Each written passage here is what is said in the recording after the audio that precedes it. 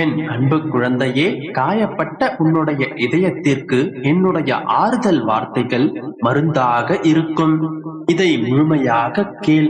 நீ எதிர்பார்த்த ஆறுதல் நிச்சயம் உனக்கு கிடைக்கும். மகளே, நீ தைரியமான என்னுடைய பிள்ளைதான். இதுவரையில் பல பிரச்சனைகளை தைரியமாக சந்தித்துள்ளாய். மற்றவர்களுக்கு ஒரு பிரச்சனை என்றால் தைரியமாக முன்னின்று ஆறுதல் சொல்கின்றாய். மற்றவர்களுக்கு ஆறுதல் சொல்லும் போது இருக்கும் தைரியம் தனக்கு தேவைப்படும் போது ஏன் இருப்பதில்லை? தைரியமாக இரு. நமக்கு நாமே ஆறுதல் கூறிக்கொள்ளும் மனதைரியம் இருந்தால் அனைத்தையும் கடந்து விடலாம். உன்னை ஏளனப்படுத்துபவர்களை நினைத்து கோபப்படாதே. உன்னை கண்டு எள்ளி நகையாடுபவர்களை நினைத்து வெதும்பாதே. உனக்கு மரியாதை தர மறுப்பவர்களை நினைத்து மனம் தளராதே. வாழ்க்கை ஒரு சக்கரம். ஒரு நாள் அவர்கள் இதை அனுபவிப்பார்கள். அப்போது தயவு செய்து அவர்களைப் போல மாறாதே. மகளே, உன்னுடைய விண்ணப்பத்தை கேட்டேன். உன்னுடைய கண்ணீரை கண்டேன். கவலைப்படாதே, உனக்காக நான் இருக்கின்றேன். உனக்கு எதிராக வரும் அனைத்து வகையான பிரச்சனைகளிலிருந்தும் நான் உன்னை விடுவிப்பேன். உன்னை அரவணைத்து பாதுகாத்து வழிநடத்துவதற்காக என்றும் உன்னுடன் நான் இருக்கின்றேன். நான் இருக்கும் போது உனக்கு ஏன் இந்த வீண் கவலைகள்? கவலையின்றி சந்தோஷமாக இரு. நாளைய விடியலில் உனக்கான அற்புதங்களை உன்னுடைய வாழ்க்கையில் நான் நிகழ்த்தப் போகின்றேன். குழந்தையே, சில பல ஏற்ற இறக்கங்களை கண்டதும் வாழ்க்கையே முடிந்து போய்விட்டதை போல உடைந்து போய் உட்கார்ந்திருக்காதே. தண்ணீர் தடையை கண்டதும் புதிய தடத்தை உருவாக்குகின்றது. அதை போலவே உன்னுடைய வாழ்க்கையில் உனக்கு பிரச்சனை என்றால் நான் முன்கூட்டியே உனக்கு நான் உணர்த்துவேன். அப்படி நீ உணரும் இடத்திலிருந்து உடனடியாக நகர்ந்து விடு. அதுவே பல பிரச்சனைகளை தவிர்ப்பதற்கான சிறந்த வழியாக இருக்கும். கால நேரங்கள் மாறும்போது அனைத்தும் இங்கே மாறும். சற்று பொறுமையாக இரு. நல்லது மெதுவாகத்தான் நடக்கும், கெட்டது உடனே நடக்கும். அதனால் பொறுமை மிக அவசியம். நீ மகிழ்ச்சியாக இருக்க ஒரு வழி சொல்கிறேன், கேள் குழந்தையே.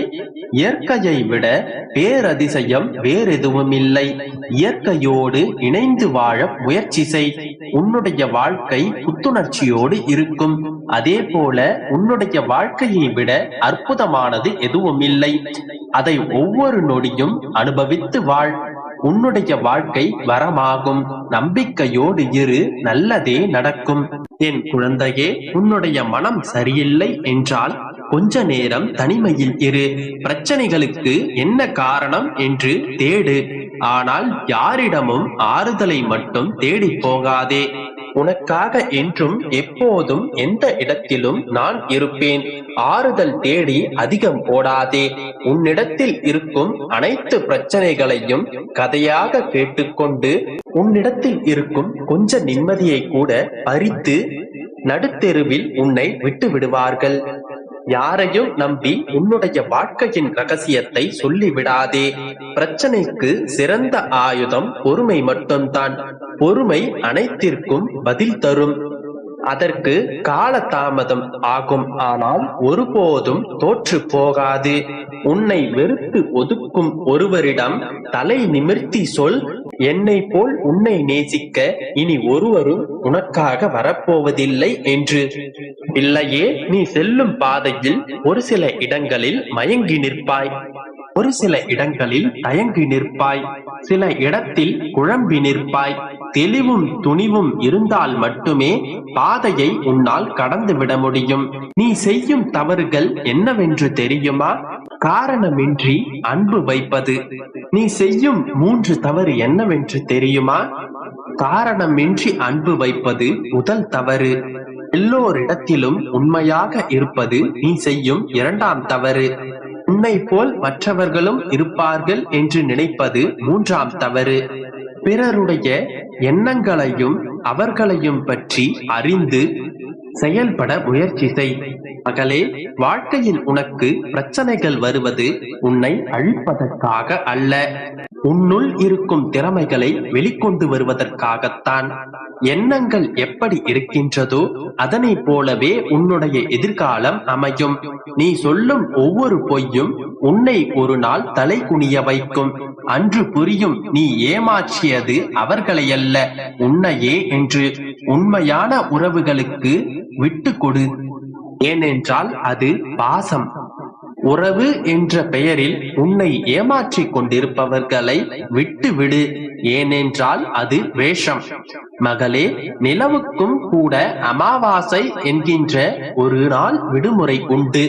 ஆனால் என்னுடைய கஷ்டங்களுக்கும் கண்ணீருக்கும் ஒரு முடிவு கிடைக்குமா என்று ஏக்கத்துடன் அழுது கொண்டிருக்கிறாய். அழாதே மகளே, ஒரு நாள் எல்லாவற்றிற்கும் ஒரு முடிவு வரும். அந்த முடிவு உனக்கு சாதகமாக, உனக்கு நன்மையை தரும் வகையில் நிச்சயமாக இருக்கும். நம்பிக்கையோடு இரு, நல்லதே நடக்கும். என் அன்பு குழந்தையே, இப்போது உனக்கு எது அத்தியாவசிய தேவையோ, எது அதிமுக்கியமானதோ அதில் மட்டும் உன் கவனத்தை செலுத்து. உன் விருப்பங்கள் அனைத்தையும் நான் நிறைவேற்றி தருவேன். இது என் சத்திய வாக்கு. இதில் நீ சந்தேகம் கொள்ளாதே. ஆனால் ஒவ்வொன்றும் நிறைவேறும் வரை நீ சற்று பொறுமை காத்திரு. நீண்ட காலமாக என்னிடம் கேட்டுக்கொண்டிருக்கின்றாய். ஆனால் அது உன் கையில் கிடைத்தவுடன் அடுத்த வேண்டுதலை நோக்கி பயணப்பட்டு விடுகின்றாய். முதலில் உன் கைகளில் இருப்பதை கொண்டு மகிழ்ச்சியோடு வாழ பழகு.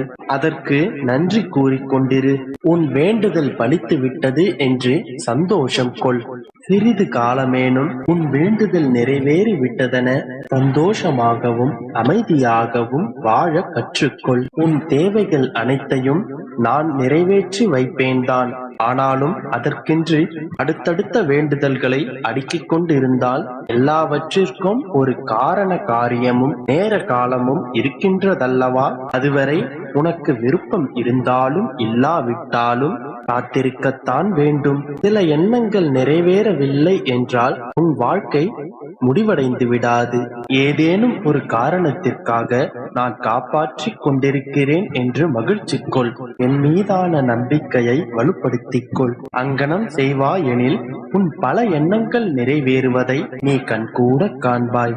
இந்த நிகழ்காலம் உனக்கு கடினமாக இருந்தாலும் அது நிரந்தரம் என்று நினைத்துக் கொள்ளாதே. காலம் மாறும், நிலைகள் மாறும், உன் சூழ்நிலைகள் தலைகீழாக மாறும். அப்பொழுது உன் விருப்பங்கள் எல்லாம் ஒவ்வொன்றாக நிறைவேறும். காலங்கள் எப்பொழுதும் யாருக்காகவும் காத்திருப்பதில்லை. ஆனால் நாம் ஒவ்வொருவரும் காலத்திற்காக காத்து கொண்டுதான் இருக்க வேண்டும். மின்னும் நட்சத்திரங்களை பார்க்க வேண்டும் என்றால் இரவு வரை காத்து கொண்டுதான் இருக்க வேண்டும். பகல் முழுவதும் காத்திருந்தால்தான் இரவில் அந்த இருளில் நீ அந்த நட்சத்திரத்தை ரசிக்க முடியும். கூடிய விரைவில் உன் வாழ்வில் மின்னும் நட்சத்திரங்களை பார்த்து நீ ரசிக்கத்தான் போகின்றாய். உன் விருப்பங்கள் யாவும் கூடிய